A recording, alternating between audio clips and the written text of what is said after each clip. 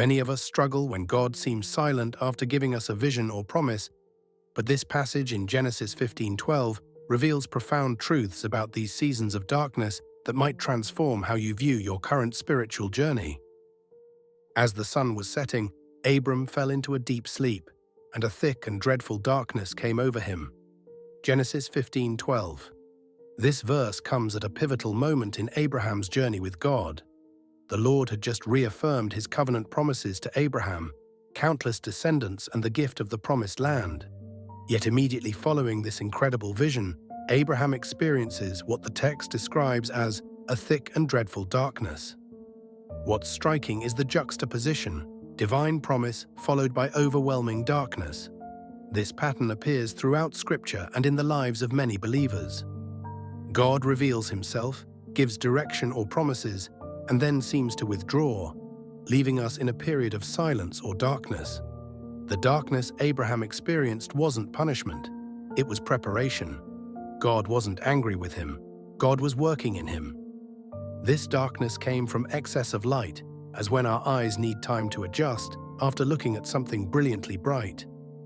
Abraham had just encountered the living God, and this darkness was a sacred space where that encounter could be processed and integrated into his life. In the verses that follow, God continues to speak to Abraham, revealing both the struggles his descendants would face and the ultimate fulfillment of the promise. The darkness didn't signal abandonment. It was actually the setting for deeper revelation. This teaches us something profound about how God works. Often his most important formation happens in the dark. Whenever God gives a vision to a saint, he puts him, as it were, in the shadow of his hand, and the saint's duty is to be still and listen. There is a darkness which comes from excess of light, and then is the time to listen. This profound insight challenges how many of us respond when darkness follows divine revelation.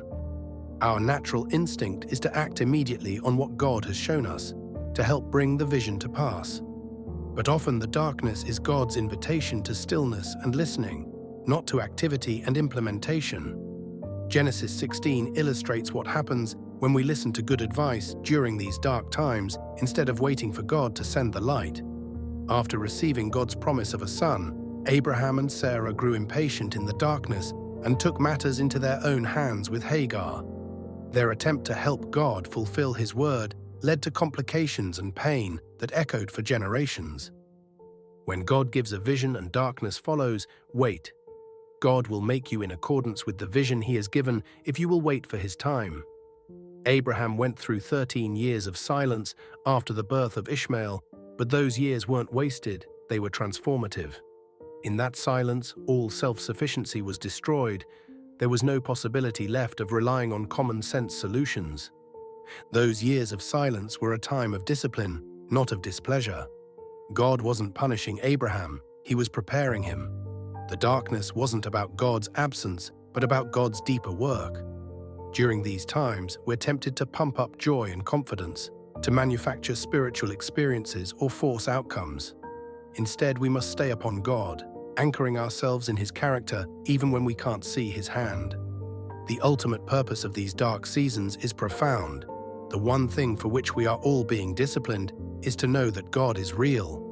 Not just to know about God, not just to receive his blessings, but to know him as the ultimate reality of our lives.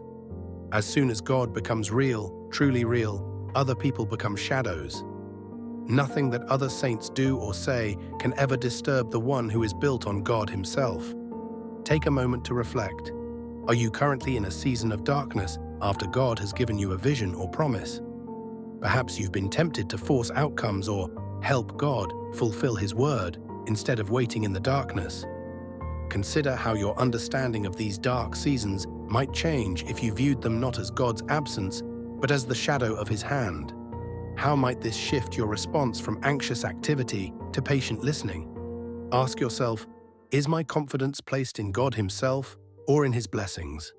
Have I moved beyond confidence in myself, in other believers, in spiritual experiences, in methods and strategies, and learned to trust in El Shaddai, the Father, Mother God, who is sufficient in himself? Thanks for joining me today.